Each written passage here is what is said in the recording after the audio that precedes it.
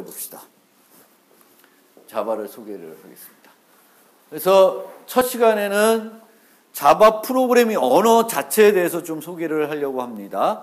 그래서 우리가 뭘 배울 때 이 언어가 프로그래밍 언어를 배울 때 이 언어가 언제 나온 것이고 왜 이런 언어를 만들게 됐고 그런 것들을 조금 이해를 하면 이 언어가 가지고 있는 어떤 특성들을 왜 가지고 있는지를 이해하기가 좀 더 쉬워요.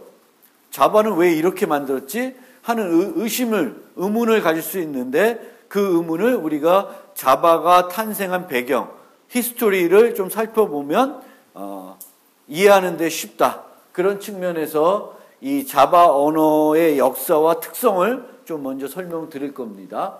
그 다음에는 간단하게 우리가 늘 언어를 처음 배울 때 쓰는 헬로 월드, 그거를 자바 언어로 보여드림으로써 자바의 어떤 기초적인 문법을 조금 소개를 드리려고 그래요. 그래야 집에 가서 좀 자바 갖고 놀아볼 수 있으니까. 그 다음에는 제가 말씀드린 처럼 우리 수업은 중간고사 전까지는 객체지향하고 상관없이 언어의 문법만 막 설명하다가 후반부에 가서 객체지향 개념을 설명하는 그런 방식이 아니라고 말씀드렸죠. 그래서 객체지향과 관련된 그 간단한 객체지향 얘기를 이제 처음에 또 합니다. 여러분들하고. 그래서 객체지향 관련된 얘기를 하고, 그 다음에 마무리하면서 우리가 프로그램 할 때 뭘 해보려고 그러면 하나는 화면에 내가 어떤 만들어진 결과를 화면에 출력해 볼 수 있어야 돼요. 그거는 printf 하나만 알면 돼요. 근데 거꾸로 우리가 뭘 해보려면 데이터를 좀 넣어봐야 되는 거죠. 입력을 받아봐야 돼요. 키보드로부터. 그래서 자바 언어에서는 이런 데이터 입력을 어떻게 받는지를 또 간단히 설명드리겠습니다. 그래서 거기까지 알면 여러분들이 배웠던 C나 C++를 조금만 생각해가지고 자바 언어 갖고 여러분들이 C에서 했던 거를 아주 기초적인 거는 그냥 자바에서도 해볼 수 있게 됩니다. 왜? 문법이 별로 차이가 없어요. C의 폼은 자바의 폼은 차이가 없고 if은 큰 차이가 없어요. 그래서 그냥 내가 알던 어떤 지식 가지고 간단한 프로그램들은 만들어 볼 수가 있다. 사용자부터 두 수를 받아서 더해 본다든지 그런 것들은 자바 언어 갖고 오늘 만약 우리 끝까지 다 배우면 다 해볼 수가 있다. 물론 슬라이드가 좀 길어서 오늘 다 끝날지는 모르겠습니다. 자바의 역사를 먼저 소개하겠습니다. 그래서 자바는 써니라는 회사에서 거기에 있는 연구자들이 제임스 고슬링하고 패트릭 노튼이라는 사람이 만들어낸 고급 프로그래밍 언어입니다. 근데 이 사람들이 심심해서 그냥 프로그래밍 언어를 만든 건 아니고 당시 지금도 그렇지만 인베디드의 개념, 이제 가전제품의 소프트웨어, 그러니까 우리가 옛날에 알고 있는 전자제품들은 소프트웨어로 동작하는 것이 아니라 회로를 만들고 그 회로에 통해서 동작을 하게 되겠죠. 근데 이제는 점점 가면 갈수록 그 회로가 줄어들고 거기에 컴퓨팅 요소가 들어가서 소프트웨어 프로그램에 의해서 어떤 기능들이 실행되고 있습니다. 그래서 그런 것들이 그 당시에도 이제 앞으로 이렇게 많이 될 거다라는 것을 생각을 해서 그러면 이런 가전제품에 우리가 소프트웨어를 개발할 때 좀 더 편리하게 프로그램할 수 있는 언어를 만드는 게 좋겠다 해서 만들어진 게 자바 언어이다. 자바 언어. 그래서 자바는 TV 같은 가전제품에 사용될 언어, 프로그래밍 언어를 만들기 위해서 만들어진 것이 자바입니다. 그런데 우리가 인베디라는 가전제품이라는 것들을 한번 생각해 보면 지금은 삼성, LG, 우리나라 회사들이 거의 주도권을 잡고 있지만 예전에는 삼성이나 LG보다도 일본 회사들, 소니 이런 것들이 또 미국의 GE 이런 회사들, 필립스 그쵸? 그런 회사들이 이제 가장가시의 가전제품을 만드는 그런 회사들이 있었는데 그 회사들마다 사용하는 어떤 환경, 컴퓨팅 환경, 운영체제 이런 것들이 다 달랐습니다. 그러면 우리가 그 운영체제나 CPU나 이런 환경이 다르면은 어떤 똑같이 만든 컴퓨터를 여기서도 돌아가게 하고 저기서도 돌아가게 하려고 그러면 어떻게 해야 되겠어요? 하나의 언어로 만들어진 프로그램을 이런 컴퓨터에서 돌리고 저런 컴퓨터에서 돌리고 다 돌리고 싶은 거예요. 수정 없이. 프로그램 수정하지 않고. 그러면 우리가 C 언어 같은 경우에 보면 C 언어도 익식성이 상당히 높다는 언어라고 그래요. 포터빌리티가 높다 그래서 여러 가지 환경에서 C 언어로 프로그래밍이 가능하다고 합니다. 근데 C 언어로 어떤 환경에서 프로그래밍 하려면 뭐가 필요해요? 우리가 C 언어에서는 C 언어로 작성된 프로그램을 그 어떤 컴퓨팅 환경에서 실행시키려고 그러면 먼저 뭐를 해줘야 돼요? 번역을 해줘야 되죠. 컴파일러라는 걸 써서 번역을 해줘야 돼요. 그 기계어가 이해할 수 있는 언어로 번역을 해주면 됩니다. 그러면 똑같은 방식을 생각하면 우리가 5개의 다른 컴퓨팅 환경이 있고 여기에 돌아가는 CPU들은 다 다른 언어를 이해하고 있어요. 그럼 우리는 C와 같은 방식을 만들려면 뭘 만들어줘야 돼요? 5개의 컴파일러를 만들어줘야 되겠죠. A라는 컴퓨터를 위한 컴파일러, B라는 위한 컴파일러 이렇게 만들어주면 돼요. 그렇게 하는 방식이 있고 그 방식 말고 이 자바에서는 좀 다른 방식으로 좀 더 편하게 할 수 있는 방법이 없을까라고 해서 이 각각 환경에 맞는 그런 언어로 번역하는 것이 아니라 좀 더 기계어로 번역하기 쉬운 언어로 먼저 번역하는 거예요. 똑같이다. 그리고 그 언어를 다시 그 기계어로 번역해서 완전히 통으로 번역한 다음에 실행하는 것이 아니라 부분적으로 번역하면서 실행하는 그걸 해주는 소프트웨어를 만드는 거예요. 그거는 컴파일러라고 하는 거하고 다른 개념이죠. 그래서 컴파일러는 고급 프로그래밍 언어를 한 번에 다 번역해가지고 이제 exe 파일 만들어서 실행 파일 만들어서 실행하는 방식인데 자바에서는 그렇게 하지 않고 중간 코드라고 하는 모든 기계어로 번역하기 쉽도록 중간 언어를 만들어내고요. 이 중간 코드가 생성이 되면 이 중간 코드를 이해할 수 있는 소프트웨어들을 만들어. 그리고 이 소프트웨어들은 이 중간 코드를 가지고 그 각각 환경에서 그것을 실행시킬 수 있는 거예요. 어떻게 실행하냐면은 컴파일처럼 왕창 번역해서 실행하는 것이 아니라 한 줄 한 줄씩 번역해 가면서 실행을 시켜주는 거예요.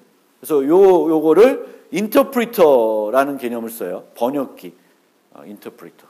근데 컴파일러하고는 좀 다른 거죠. 컴파일러는 왕창 다 하는 거고. 그래서 이런 그 번역기, 그 자바에서는 그거를 JVM, 자바 버추얼 머신, 가상기계라 그래요.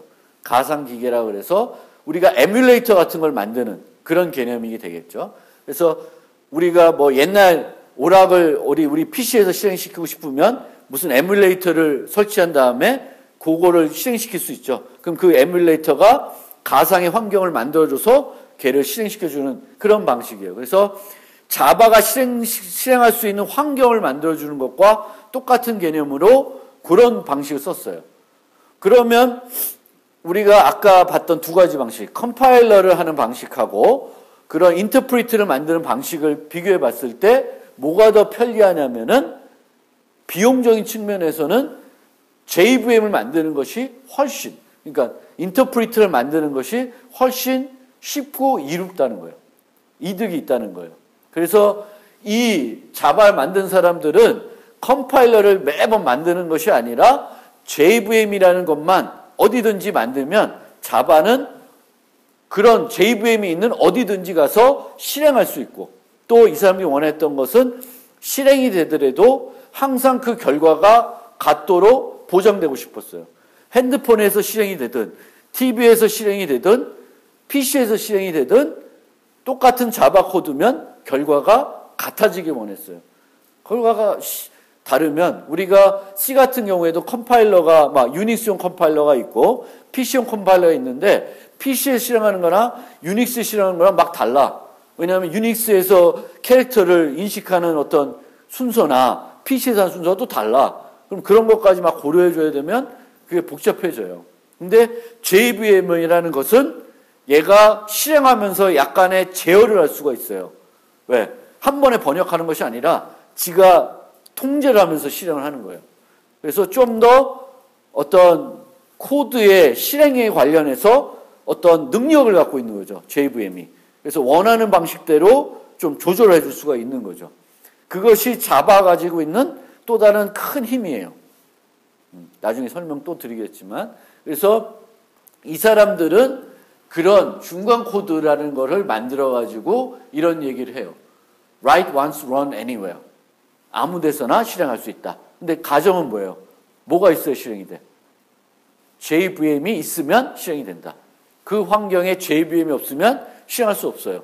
여러분들이 JVM을 만들 수는 없겠죠. 그럴 능력까지 안 되니까. 그거를 이런 오라클이나 이런 데서 만들면 그 환경에서도 여러분들이 만들었던 코드를 별로 수정 없이 실행시킬 수가 있게 되는 겁니다. 그래서 그런 방식으로 했습니다. 그 다음에 또 하나 중요한 것은 이렇게 가정용 그 인베디드를 개발하기 위한 언어를 만들다 보니까 또 하나의 중요한 특성이 필요했어요. 일반적인 우리가 PC에서 돌아가는 소프트웨어는 죽더라도 크게 뭐 짜증이 나죠. 사용한 우리 입장에서는 게임하다가 갑자기 얘가 오류 때문에 내가 뭔가 잘못 만져서 그런 게 아니라, 물론 내가 잘못 만지더라도 죽으면 안 되겠지. 그렇게 오류가 있으면 별로 안 좋지만 더 죽어도 뭐 큰일 나는 건 아니에요. 큰 뭔가 경제적인 손해가 크지는 않아요. 뭐 게임 같은 경우에는.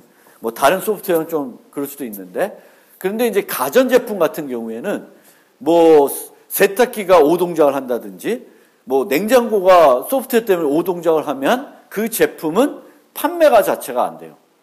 PC는 우리가 그 소프트웨어 안 써. 다른 소프트웨어를 쓰고 막 이러면 되겠지만, 가전제품을 샀는데 가전제품이 소프트웨어로 돌아가는데 가끔은 막 화면에 블루스크린 뜨고 죽어. 그러면 그 가전제품은 우리가 사질 않겠죠. 그래서 가전제품에서는 오류가 발생하면 안 되겠다. 우리가 소프트웨어를 만들어서 어떤 기능을 실행하더라도 오류가 발생하면 안 되겠다는 거예요. 그래서 이 사람은 또 하나 목표를 가졌던 것은 프로그래밍 언어를 만드는데 가능하면 오류가 적어질 수 있도록, 누가 개발하든 어떤 사람이 개발하든 간에 자바 문법에 맞게끔 개발을 하게 되면 오류가 팍 줄어들게끔 만들고 싶었어요. 언어를 만들고 싶었어요. 그래서 그 두 가지 특징을 가지고 있습니다. 자바는 우리가 배웠던 C나 C++처럼 컴파일을 해가지고 실행 파일 다 만든 다음에 실행하는 방식이 아니라 컴파일을 하는데 그 결과는 기계어가 아니라 무슨 언어? 중간 언어를 만든다. 왜 중간 언어를 만드냐? 여러 OS에서, 여러 컴퓨팅 환경에서 실행하고 싶었기 때문에. 그게 목표였었고, 그런 목표가 인베디드를 목적으로 했기 때문에 강건성이 매우 중요했다. 강건성이. 그래서 두 가지 큰 특징을 갖고 있어요. 강건성, 그러니까 프로그램 오류를 줄이는 거, 그리고 여러 종류의 컴퓨터에서 실행되게끔 하는 그런 것을 가지고 언어를 만들었어요. 그리고 그 당시, 이 95년, 요 당시 보면 객체지향이 한참, C++라는 언어가 한참 각광을 받고 있었던 시기예요. 그래서 이 사람들도 객체지향 언어라는 개념을 따서 만들고 새로운 언어를 만들 때 새롭게 만들 수도 있지만, 이 사람들은 기존의 C나 C++를 쓰던 사람들이 별로 불편하지 않게 새로운 언어를 익힐 수 있게끔 많은 문법을 그냥 가지고 왔습니다. C++에 있는 문법을. 그래서 객체지향 언어이고 C++에 있는 문법들을 거의 그대로 흡수해서 만들었다. 그래서 유사하다는 거예요. 우리가 이제 배우게 되는, 아까도 얘기했지만 자바의 포문이 C의 포문하고 큰 차이가 없는 게 이런 이유에서입니다. 근데 C++라는 언어는 C 언어가 있다는 가정하에 이걸 확장하는 언어가 됐죠, 개념이. 그래서 C++에서는 기존에 있는 C가 다 돌아가야 된다는 그런 어떤 만들 때 목적이 있었어요. 호환이 돼야 된다라는. 근데 자바라는 언어는 자바 언어에서 C나 C++의 코드가 돌아가야 된다는 요구사항은 없었어요. 그래서 그런 건 배제하고 그냥 모든 것들을 객체지향화해서 그 객체지향 프로그램 언어로 만들어버린 거예요. 그러니까 함수만 딸랑 있다든지 이런 게 없어요. 그러니까 C++는 객체지향으로 프로그램 안 하고 C처럼 프로그램 해도 할 수 있죠. 그냥 C처럼 쓸 수 있어요. 근데 자바는 그게 가능하지 않다. 그렇게 하다 보면 더 이상해진다는 거죠. 그래서 자바에는 그 비객체지향 요소가 없습니다. 호환성이 필요가 없었어. 근데 여러분들이 요거는 알아두셔야 되는 게 우리가 어떤 프로그램을 만들다 보면 프로그램의 모든 요소를 객체지향적으로 만들 수는 없어요. 어떤 요소들은 객체지향적으로 모델링하면 잘 모델링이 되는 게 있고 어떤 것들은 객체지향으로 모델링할 필요가 없는 것들이 있어요. 그래서 그런 것들을 우리가 구분해서 만들어야 돼요. 그래서 자바로 우리가 만들더라 하더라도 모든 요소들을 객체지향적으로 만들진 않아요. 그거는 여러분들이 생각을 해주시고요. 근데 그렇게 자바를 만들었는데 별로 이 컴퓨터 세계에서는 자바 저거 뭔데? 별로 호응이 없었어요. 저게 내가 왜 자바를 배워야 되냐? 자바 가지고 내가 할 수 있는 게 뭐냐? 이런 별로 별로 성장을 못했어요. 그래서 이 사람들이 이제 그냥 만들었다 없어진 언어가 되겠구나 이런 생각을 했었는데 그래도 이 사람들이 그걸 가지고 좀 더 뭔가 해보자라는 생각에서 자바 언어로 만들어진 웹 브라우저를 만들었어요. 웹 브라우저. 그럼 자바 언어라는 것은 어떻게 실행이 돼요? 뭐가 있어야 실행이 돼요? JVM이라고 하는 자바를 실행시킬 수 있는 자바 중간 코드를 실행시킬 수 있는 뭔가 소프트웨어가 있어야 돼요. 그러면 자바 언어로 브라우저를 만들면은 이 브라우저도 뭐가 있어야 실행할 수 있어요? JVM이 있어야 실행할 수가 있어요. 그래서 자바로 되어 있는 것들은 여러분들이 뭔가 할 때 JRE가 없어서 실행이 안 된다 뭐 이런 얘기가 있어요. 혹시 컴퓨터 쓰다 보면 JRE 그거는 JVM이 없다는 거예요. 자바로 된 코드가 뭔가 플러그인 같은 게 여러분들이 실행을 해야 되는데 여러분 컴퓨터에 아직 그 JRE가 설치가 안 돼 있다라는 거고요. 맥 같은 경우에는 설치하면 기본적으로 자바의 그 맥 버전에 따라서 기본적으로 설치되는 자바 버전이 따로 있어요. 그래서 그렇고요. 그래서 얘네들이 그 웹브라우저라는 걸 만들었는데 이 자바라는 언어가 어떤 자바 코드가 있으면 그 코드는 JVM만 있으면 어디서든지 실행할 수가 있잖아요.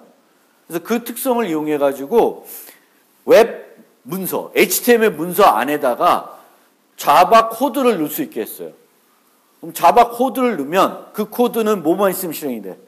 JVM만 있으면 실행이 할 수가 있죠. 웹브라우저는 자바 코드로 되어 있어요. 그럼 뭐가 있어야 실행이 돼? JVM이 있죠.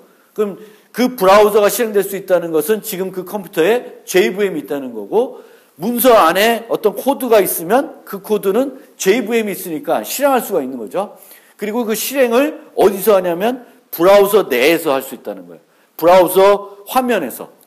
그럼 브라우저 화면에서 어떤 코드가 실행할 수 있다는 것은 뭘 의미하냐면은 그 웹 화면이, 웹 문서가 동적화된다는 거예요. 그냥 스태틱하게 글로 막 설명되어 있는 것이 아니라 뭔가 할 수 있다는 거예요. 게임할 수도 있고 테트리스를 만들어서 웹브라우저 내에서 실행시킬 수가 있고 뭐 여러 가지를 할 수 있다는 거예요.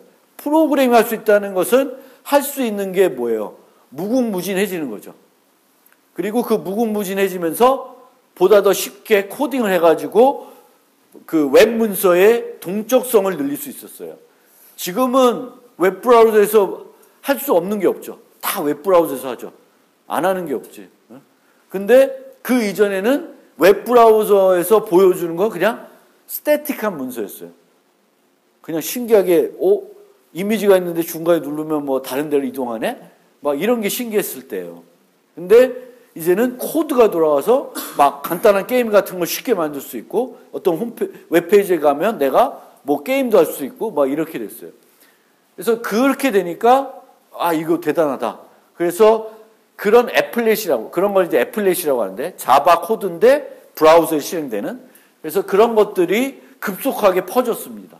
그래서 모든 브라우저가 다 지원을 했고 자바라는 언어가 다른 시각에서 접근이 되는 거죠. 보게 되는 거고 그게 확 자바가 인기를 끌게 되는 어떤 계기가 됐습니다. 그 이후로는 쭉 발전을 했었죠. 발전했어요. 그래서 제가 그 당시 좀 지나서 맨날 석사 때 맨날 컴퓨터 켜놓고 하는 게 이거 틀어놓는 거예요. 박찬호 보려고. 이게 이제 그때는 이제 처음 이런 게 나온 거예요. 애플렛으로 자바 코드로 되어 있는데 그 야구를 이런 형태로 문자 중계를 해주는 거예요. 이제 이런 것들이 가능해진 거죠. 근데 지금은 이제 뭐 다양하게 개발하고 있죠. 이렇게 그 자바 코드를 브라우저 내에 넣어서 하는 것보다는 거의 다 자바스크립트하고 또 백핸드는 또 다른 언어로 만들고는 있지만 여전히 자바가 대단한 그 언어로 자리 잡게 되겠고 결국 현재는 우리가 웹에서 그 브라우저에서 돌아가는 코드가 있고 저 백핸드에서 서버에서 돌아가는 코드가 있죠. 그 서버에서 돌아가는 코드들을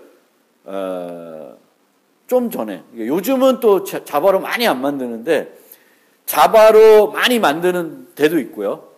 요즘은 파이썬으로 또 많이 만들죠. 파이썬을 만들고 심지어 자바스크립트를 좀 더 확장해가지고 자바스크립트 가지고 프론트와 백핸드를 다 하는 그런 것도 있어요. 근데 어쨌든 자바가 그 백핸드 개발용 언어로 현재는 많이 쓰이고 있습니다. 많은 비중을 차지하고 있고요. 그리고 스프링이라는 거 들어봤는지 몰라도 백핸드에서 자바 프레임워크로 가장 유명한 게 이제 스프링이라고 하는 거예요. 그래서 그리고 또 여기 하나 설명드리면 구글에서 안드로이드라는 OS를 사서 지네들이 만든 게 아니라 안드로이드 OS 사서 삼성이 살 수 있는 기회도 있었는데 안 샀죠. 그래서 구글이 사가지고 이제 썼는데 어떤 OS가 있고 그 OS 위에 그럼 OS만 있으면 되는 게 아니라 그 OS 위에 돌아갈 응용들을 많이 만들어야 되겠죠. 그래야 그 OS가 잘 사용이 될 텐데 그 응용들을 만들 때 어떤 언어를 가지고 사용자들한테 만들게 하게끔 하면은 좋을까라고 해서 이 오라클에서는 그 자바 언어를 구글에서는 자바 언어를 가지고 이제 안드로이드 그 API를 만든 거예요. 그래서 지금은 여러분들이 이제 안드로이드 기반 그 모바일 앱들을 만들 때에 자바 언어를 이용하게 되는 거죠. 그래서 거기서 또 자바라는 게 상당히 많이 쓰이고 있습니다. 요즘 그 삼성에서는 계속 그 안드로이드를 쓰기는 그렇고 그래서 최근에 마이크로소프트하고 손잡고 자기네 스마트 디바이스에 C#을 가지고 앱들을 만들 수 있게끔 하는 노력을 하고 있어요.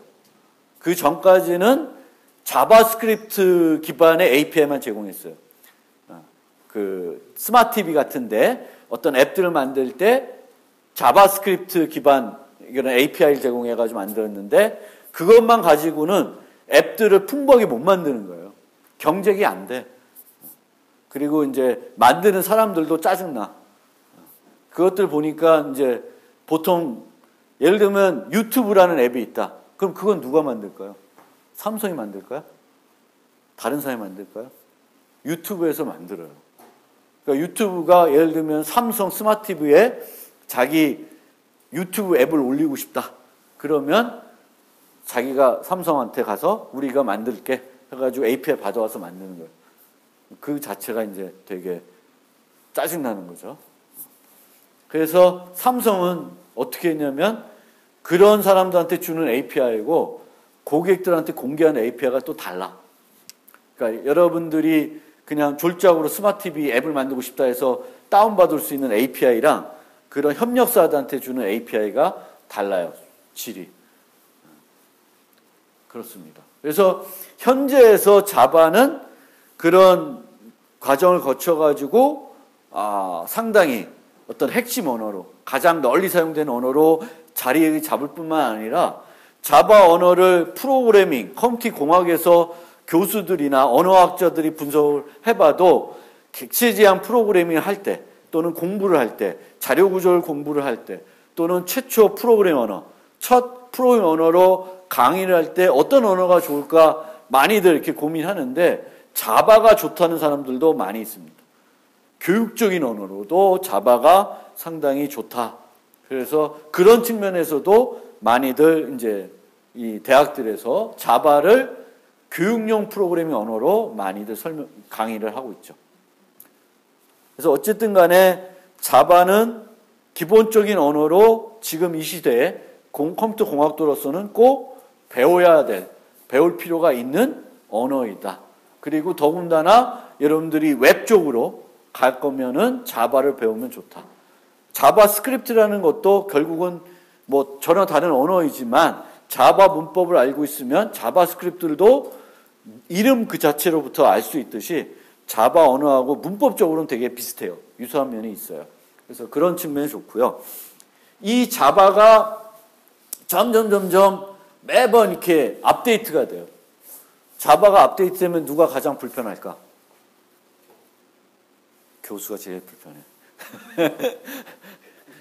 맨날 C 언어를 제가 강의하고 있으면 아마 강의 준비 많이 안 해도 될 것 같아요. 뭐 20년 전이나 30년 전이나 바뀐 게 없어. 문법적으로 바뀌는 게 없어요.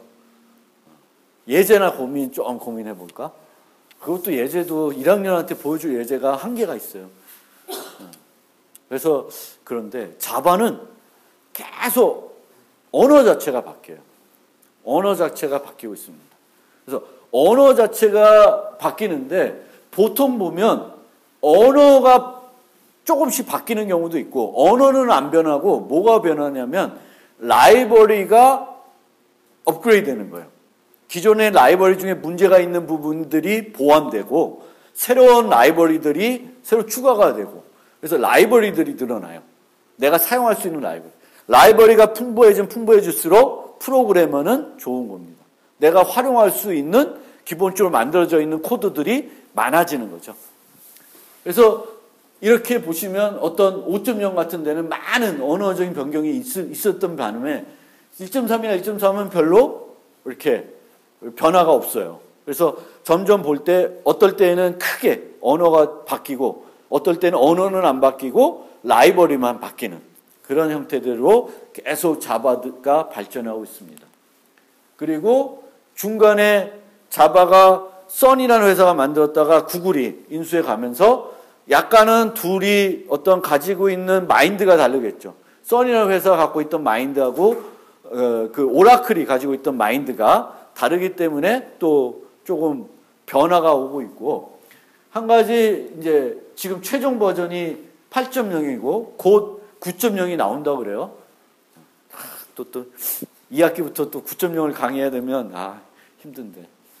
그래서 9.0이 아직은 안 나왔으니까 우리 8.0 갖고 강의를 하는데 8.0이 되면서 뭐가 추가가 됐냐면은 함수형 프로그램이라는 것이 자바 언어로 들어옵니다. 그러니까 우리가 프로그램 패러다임 중에 여러 패러다임이 있는데 함수형 프로그램이라는 게 있어요. 함수형 프로그램은 쉽게 생각하면 인자로 함수를 받을 수 있는 거예요. 우리가 인자로 뭘 넘겨? 데이터를 넘기죠. sum x, y 그러면 더할 그 값들을 두 개 주는 건데 이제는 값을 주는 게 아니라 함수를 줘요. 그러면 그 안에서 받을 함수에 따라서 A라는 함수가 실행되면 이렇게 동작할 거고 B라는 함수를 받으면 좀 다르게 실행되겠죠. 되게 유연하게 코딩이 되는 거예요. 그래서 함수형 프로그래밍. 그래서 파이썬이나 어떤 다른 언어들이 함수형 프로그래밍을 제공하고 있었어요. 그러니까 점점 자바보다는 이쪽이 더 괜찮네. 얘는 함수형까지 되니까 객체 지향도 되고. 그래서 자바도 함수형 프로그래밍 기능이 필요하다. 그게 있으면 편리하겠다. 그게 없다고 해서 프로그램 못 짜는 건 아니죠. 우리가 뭐 프로그래밍은 if문만 있으면 스위치문이 없어도 다 프로그램 할 수가 있습니다. 근데 이게 기능이 추가되는 건 못하는 것을 새롭게 해준다기보다는 기존에 할 수 있던 것을 좀 더 편리하게 해줄 수 있게끔 기능들이 추가되는 경우가 대부분인 거죠. 원래 언어가 하나 만들어져 있으면 그 언어를 가지고는 못 만드는 건 없죠, 보통. 그래서 그렇게 이제 그런 그 함수형 프로그램 개념이 이런 거에 추가가 되고 있다. 그래서 언어가 그렇게 발달되고 있습니다. 그래서 보시는 바와 같이 쭉쭉 라이브러리의 개수들이 한 500개 클래스에서 지금은 4,000개가 넘고 거의 4,500개 정도 된다고 해요. 라이브러리에 있는 클래스와. 그래서 우리가 프로그래밍 언어에서 이런 거를 본 적이 많을 거예요. Avoid reinventing the wheel. 그래서 바퀴는 만들어진 지 꽤 오래됐죠. 바퀴를 다시 만들려고 노력하는 것은 바보겠죠. 그렇죠? 그래서 이미 잘 돼 있는 거, 잘 되고 있는 거는 우리가 가져다가 쓸 수 있어야 되는 거죠. 물론 환경에 따라서는 조금 달라요. 여러분들이 나중에 어떤 환경 가서 어떤 프로그램 할지는 모르겠는데 전혀 어떤 라이브러리가 잘 안 돼 있는 환경 가서 전혀 조금은 뭐랄까 풍부하지 못한 언어 갖고 개발할 수도 있어요. 자바가 아니고 C가 아니고 C++이 아니라 전혀 생전 들어보지 못했던 어떤 특수한 어떤 전형적인 언어를 가지고 개발할 수도 있습니다. 그런 데 가서는 여러분들이 직접적으로 뭔가 아주 간단한 뭔가를 뭐 정렬하는 걸 직접 만든다든지 그럴 수도 있어요. 그런데 대부분의 경우에는 일반적인 프로그래밍 환경에서는 라이브러리가 잘 만들어져 있겠죠. 파이썬 라이브러리 되게 풍부하죠. 자바 라이브러리 되게 풍부해요. C++도 STL 같은 거 보면 엄청 잘 풍부하게 만들어져 있어요.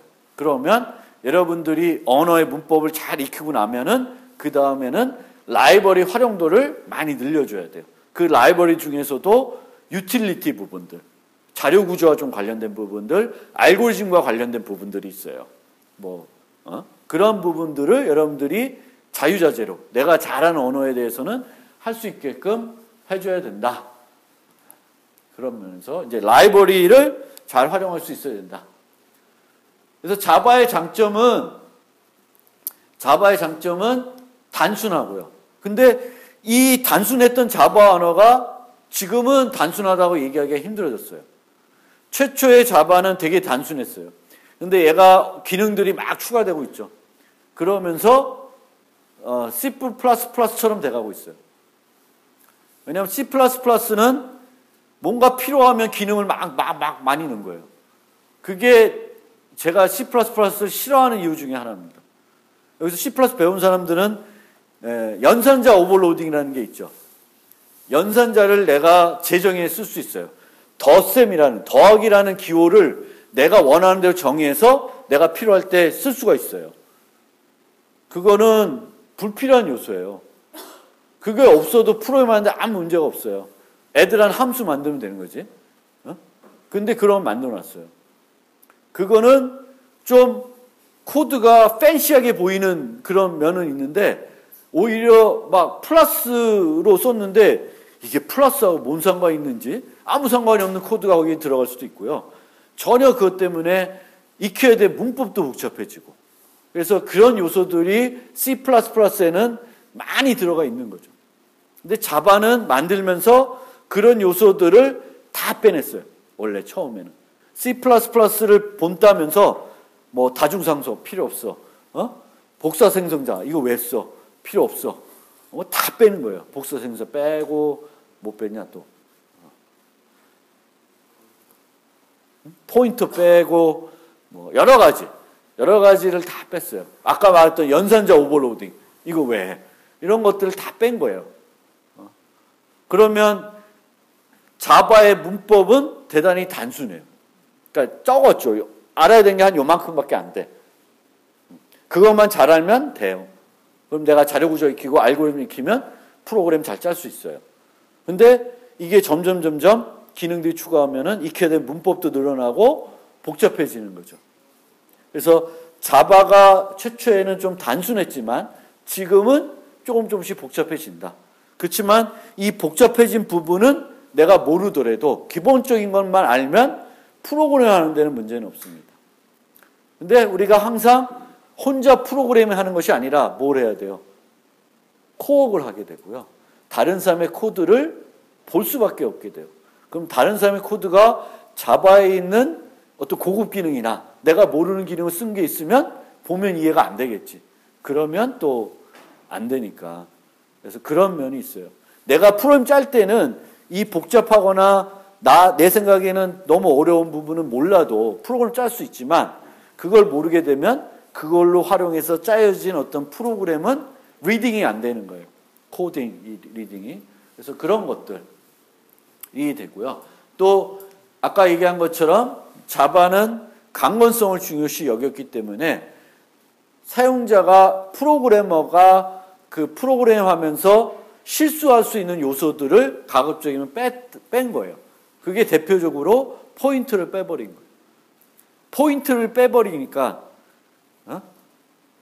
포인트를 빼는데 동적 생성을 하다 보니까 이제 이 가베지 컬렉션, 즉 우리가 동적 생성을 하면 이제 C나 C++에서 동적 생성을 한다는 것은 메모리 관리를 프로그래머가 직접 하겠다는 거예요.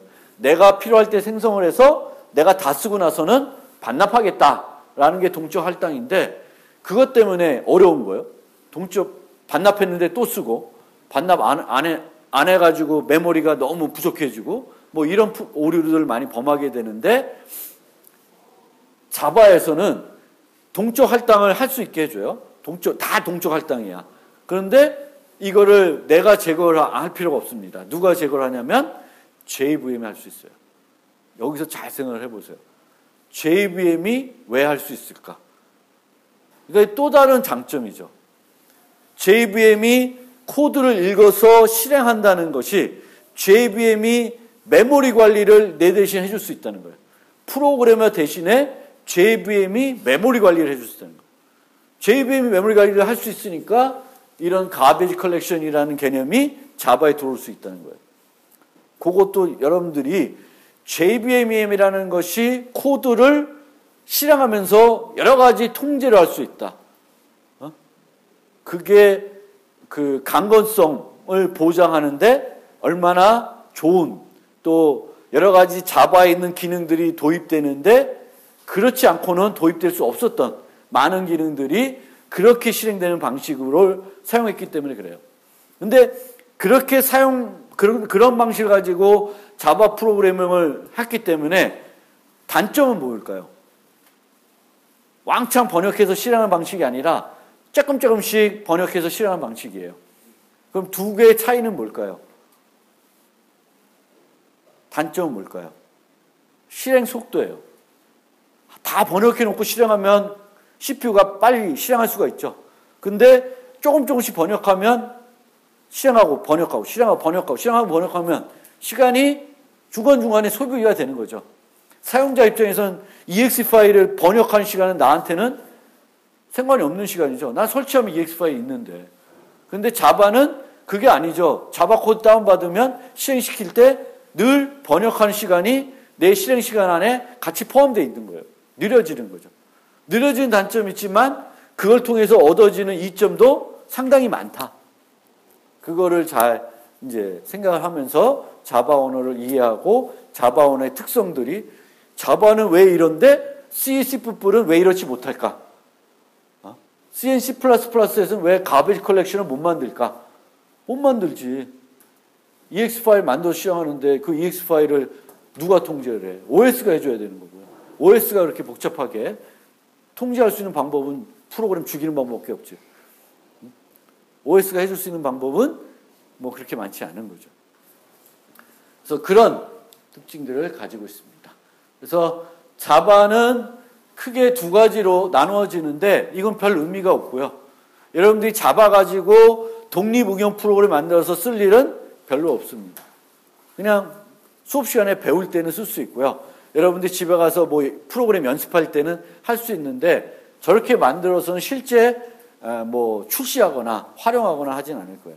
하지만 자바 언어를 알고 있으면 안드로이드 앱 만들 때는 필수고, 안드로이드 앱 만들 때는 필수가 되겠고, 웹 프로그래밍에서 백엔드를 할 때 JSP나 또는 그런 JSP 쪽 스프링을 사용하는 업체로 가게 되면 이제 그걸 잘해야 되겠죠.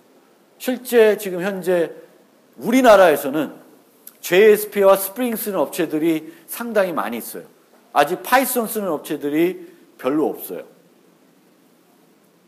근데 해외로 가면 그게 늘어나고 있는 것 같아요.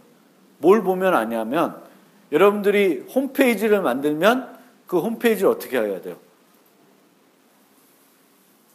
어디 가서 서버에 돌려야 되겠지. 근데 서버에 돌릴 때 보면 내가 어디 가서 서버에 돈 주고 사잖아. 그래서 내 홈페이지 올리는 거죠. 그럼 걔가 서비스 해주는 걸 보면 많은 부분은 PHP가 그 서비스 해주는 애 중에 PHP가 대부분이에요. 내가 파이썬으로 백핸드를 짠 다음에 우리나라에 있는 그거 가지고 내가 돈은 낼 게니까 내 파이썬 코드를 그 웹서버를 실행시킬 수 있는 거를 찾아봤더니 없어. 그걸 해주는 데가 없어. 해주는 데가 없어. 외국 사이트들은 있어요. 내가 만든 파이썬 코드를 주면 그거를 받아서 이제 웹페이지, 내가 만든 웹페이지를 서비스 해줘요. 그런데 우리나라는 보면 여러분들이 이렇게 많이 쓰는 그런 사이트들, 뭐 KT나 이런 데들 것도 좀 이름 있는 데 가도 많은 부분은 PHP로 만들었을 걸로 생각하고 또는 뭐 JSP 뭐 이런 거지 파이썬 쓰는 데는 아직 좀 적은 것 같아요. 근데 그게 서서히 아마 조금 변할 것 같습니다. 조금 쉬었다가